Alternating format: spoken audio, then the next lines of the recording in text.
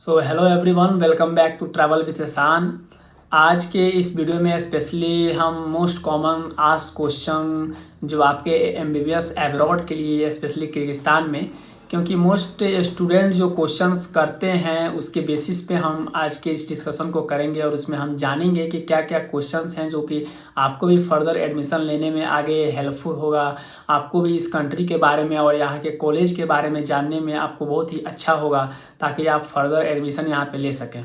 तो सबसे पहला मेरा इसमें जो क्वेश्चन है, मैंने कुछ पॉइंट्स लिखा है पर्टिकुलर जो यहाँ पे मेरे पे जो कमेंट्स आए थे मेरे वीडियो पे, या कुछ स्टूडेंट्स ऑलरेडी मुझे मैसेज किए हुए थे, उसके बेसिस पे मैंने कुछ क्वेश्चंस लिखा है। टोटल 9 क्वेश्चंस है, तो वीडियो थोड़ा सा बड़ा हो सकता है, तो प्लीज़ वीडियो को स्किप मत कीजिएगा, टोटल वीडियो पूरा देखिएगा ताकि आपको भी समझ में आए और इससे आपको आसानी हो सके। तो सबसे पहला इससे मेरा क्वेश्चन है वो है हॉस्पिटल प्रैक्टिस के बारे में। तो हॉस्पिटल प्रैक्टिस एक्चुअली में किर्गिस्तान की अगर हम बात करें तो किर्गिस्तान में हॉस्पिटल प्रैक्टिस होता है, ऐसा नहीं है कि नहीं होता है, लेकिन बहुत कम होता है। हम जो एक्सपेक्ट करते हैं कि इंडिया के हिसाब से या नेपाल के हिसाब से या बांग्लादेश के हिसाब से वैसा हमें हॉस्पिटल प्रैक्टिस हमें देखने को मिले, तो वैसा यहाँ पे नहीं होता है। यहाँ पे होता है लेकिन बहुत कम होता है। स्पेशली क्या होता है कि हमारे जो यहाँ पे हम हॉस्पिटल प्रैक्टिस में जाते भी हैं तो वहाँ पे हमें लैंग्वेज बैरियर बहुत ही ज़्यादा हमें कठिन होता है, क्योंकि यार किसी अदर कंट्री में अगर आप जाते हैं और वहाँ का लैंग्वेज अगर आप सीख नहीं पाइएगा तो आप प्रैक्टिस भी बढ़िया से नहीं कर पाइएगा। और ये कहना बहुत ही आसान है कि आप किसी अदर कंट्री में जा कर के वहाँ का लैंग्वेज फुल्ली सीख लीजिए। आप ज़रा ये सोच के देखिए कि आप अपने कंट्री में रह के आप प्योर हिंदी नहीं बोल पाते हैं, प्योर इंग्लिश नहीं बोल पाते हैं, तो किसी अदर कंट्री में जाके और साल भर स्टडी करके टोटली फुल्ली रशियन या टोटली फुल्ली किर्गिज कैसे सीख पाइएगा। तो हॉस्पिटल प्रैक्टिस होते हैं लेकिन बहुत कम होते हैं। और सेकेंड, हॉस्पिटल प्रैक्टिस का डिसएडवांटेज यहाँ पे ये है कि यहाँ पे बीमारियाँ बहुत ही ज़्यादा नहीं होती हैं, ज़्यादा हॉस्पिटल्स भी नहीं है यहाँ पे जो पॉपुलेशंस है वो बहुत कम है, तो उसके हिसाब से यहाँ पे डिजीज़ बहुत कम अकर होती हैं, तो पेशेंट भी बहुत कम आते हैं। तो यहाँ पे सीखने को भी बहुत ही ज़्यादा आपको नहीं मिलेगा। आप जैसे एक्सपेक्ट करते हैं कि आपको फुल्ली फर्स्ट ईयर से सेकेंड ईयर से आप हॉस्पिटल में जाना स्टार्ट कर दीजिएगा और वहाँ पे आप सीखना स्टार्ट कर दीजिएगा, तो वैसा यहाँ किर्गिस्तान में कुछ नहीं है। Mostly third year, fourth year या फिफ्थ ईयर में आप जा करके हॉस्पिटल प्रैक्टिस करने जाइएगा और वही थोड़ा बहुत ही सीख पाइएगा, जो कि बेसिस आप वहाँ पे खड़े रहिएगा, आप पेशेंट का जो बीपी है वो चेक कीजिएगा, या आप उसका नॉर्मल ऑस्कल्टेशन परक्यूशन ये हल्का फुल्का कर सकते हैं, या कोई डायग्नोसिस किया गया है लैब टेस्ट या एक्सरेस या अल्ट्रासाउंड या एमआरआई या सीटी स्कैन, जनरली इतना ही आपको सीखने को मिलेगा यहाँ पे इस कंट्री में। सेकेंड मेरा इसमें पॉइंट है कि कोर्स ड्यूरेशन कितने होते हैं यहाँ के कॉलेज के बारे में। किर्गिस्तान में जितने भी कॉलेज हैं, जो कि 5, 7, 8, 10 जितने भी कॉलेज हैं एमबीबीएस डिग्री जो सप्लाई करते हैं एमबीबीएस के लिए, जो स्टूडेंट यहाँ पे आके पढ़ते हैं उनके, तो यहाँ पे 2 तरह का कोर्स चलता है। एक होता है 5 ईयर प्रोग्राम और एक होता है 6 ईयर प्रोग्राम। बहुत सारा कॉलेज ऐसा है कि जो कि टोटली 5 ईयर प्रोग्राम पे ही डिपेंडेंट है, बहुत सारा कॉलेज ऐसा है कि जो कि टोटली 6 ईयर प्रोग्राम पे ही डिपेंडेंट है। लेकिन कुछ कॉलेज यहाँ पे ऐसे भी हैं जिनके अंदर 5 ईयर और 6 ईयर का प्रोग्राम दोनों है।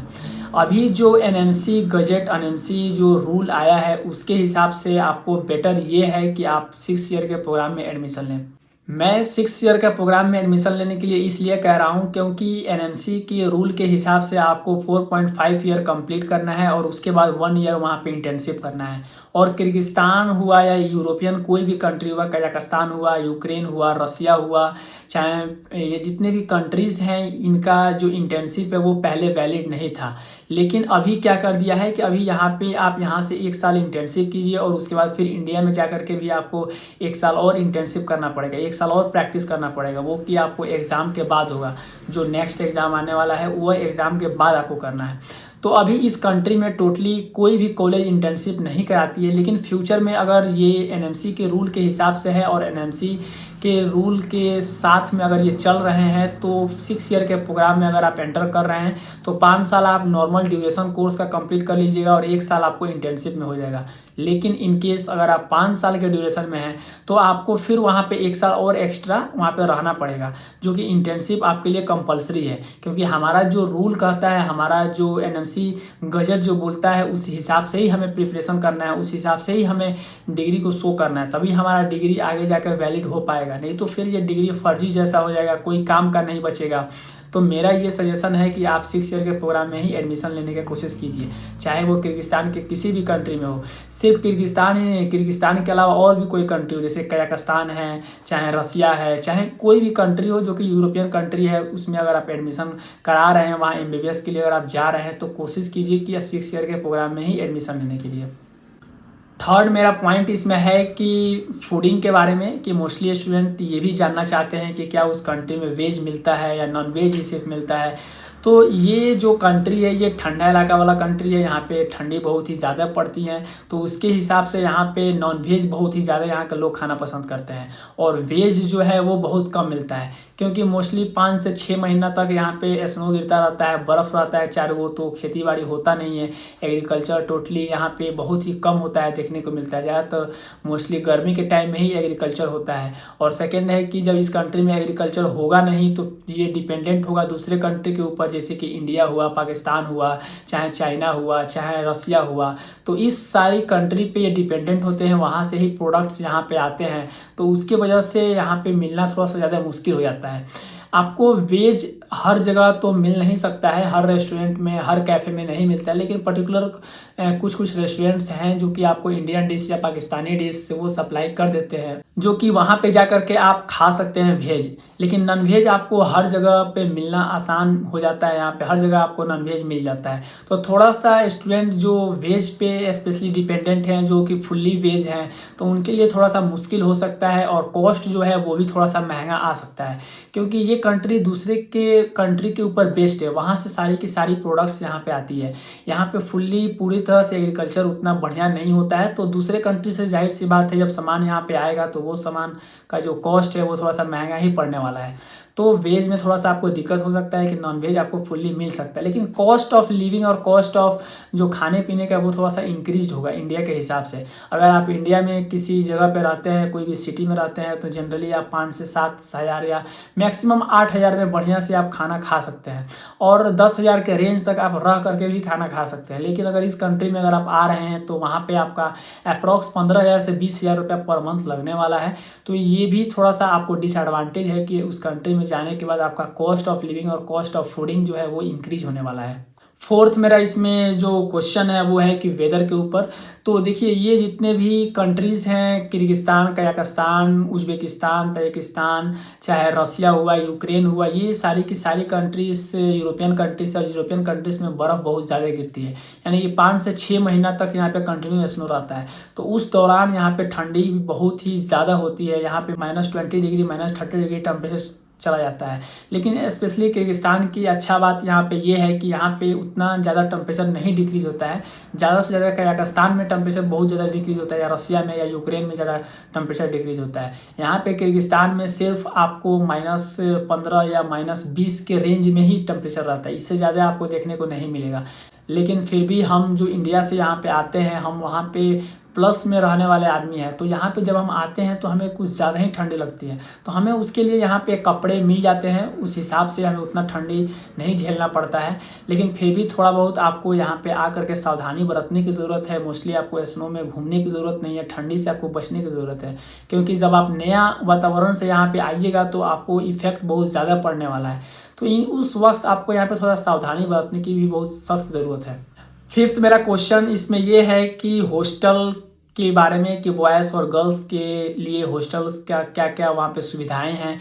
तो स्पेशली अगर आप किसी कॉलेज में जा रहे हैं, कोई भी कॉलेज हो किर्गिस्तान में, वो सारी की सारी कॉलेज में बॉयज़ हॉस्टल अलग होते हैं और गर्ल्स हॉस्टल अलग होते हैं। कुछ कॉलेज में है कि बॉयज़ हॉस्टल और गर्ल्स हॉस्टल अलग अलग है, लेकिन उनका कैंपस जो है वो एक में ही है, लेकिन रहने का जो है वो अलग अलग ही है। एक साथ यहाँ पे कोई भी कॉलेज का हॉस्टल नहीं है अटैच्ड, कि जिसकी वजह से एक रूम में बॉयज़ और गर्ल्स यहाँ पे रह रहे हैं।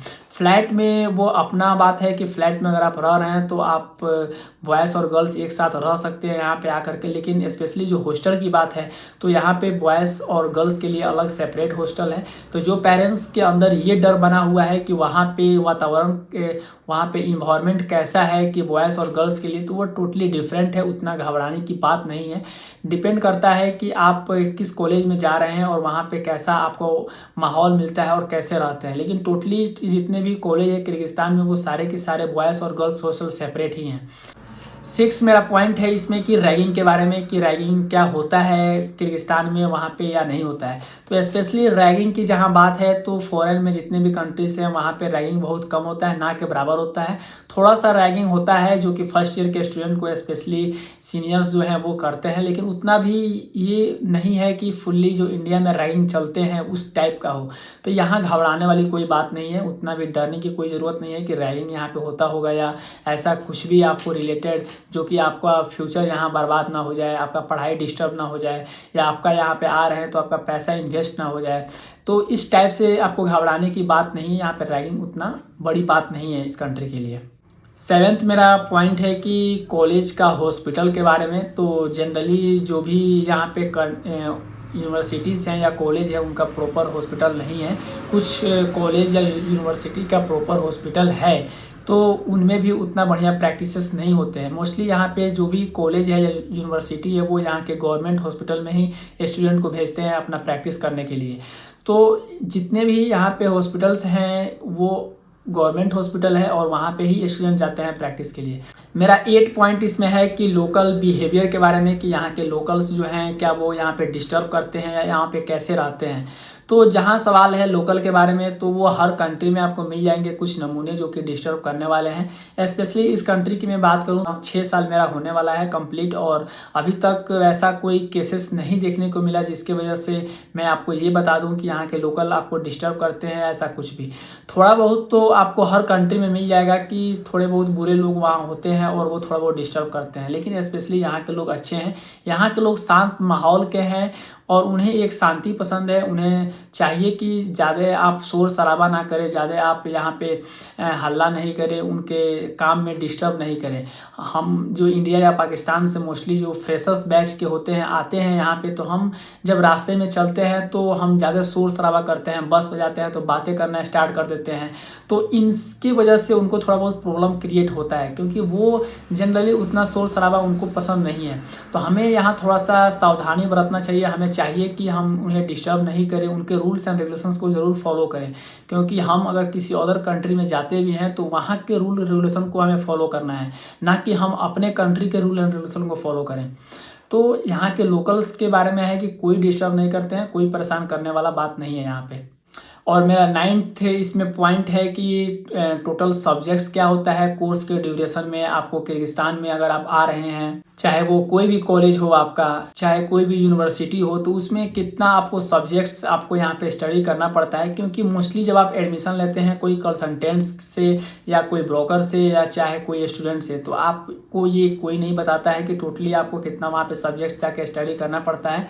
तो अगर आप 6th ईयर के प्रोग्राम में आ रहे हैं तो टोटल आपको 50+ सब्जेक्ट्स पढ़ना पड़ेगा, और वहीं अगर आप 5 ईयर के प्रोग्राम में आ रहे हैं तो आपको अप्रॉक्स 40 या 45+ सब्जेक्ट पढ़ना पड़ेगा। टोटली कोई भी कॉलेज हो, कोई भी यूनिवर्सिटी हो टोटली किर्गिस्तान में, ये सारी की सारी वही सिलेबस और वही थ्योरी और उसी टाइप से ही यहाँ पे स्टडी करने को आपको मिलेगा।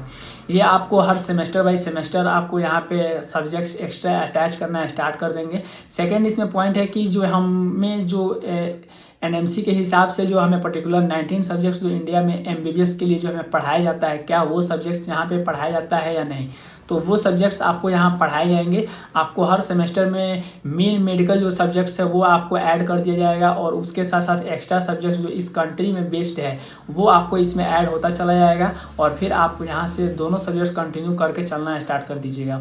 यहाँ पे जो बात है सेमेस्टर के लिए, तो सेमेस्टर यहाँ पे अप्रॉक्स आपको 5 महीना या 4.5 महीना के आसपास होता है। इसी सेमेस्टर के दौरान में आपको क्लासेस होंगी, आपका लेक्चर होगा, आपका मॉड्यूल होगा, आपका एग्जामिनेशन होगा, और 5 महीना में एक सेमेस्टर पूरा कंप्लीट हो जाएगा, और फिर 5 महीने में 2 सेमेस्टर, यानी कि 1 साल में आपका 2 सेमेस्टर होगा। और हर कॉलेज का 2 या 3 महीने का हॉलीडेज मिलता है, जो कि आप उस दौरान में इंडिया आसानी से जा सकते हैं।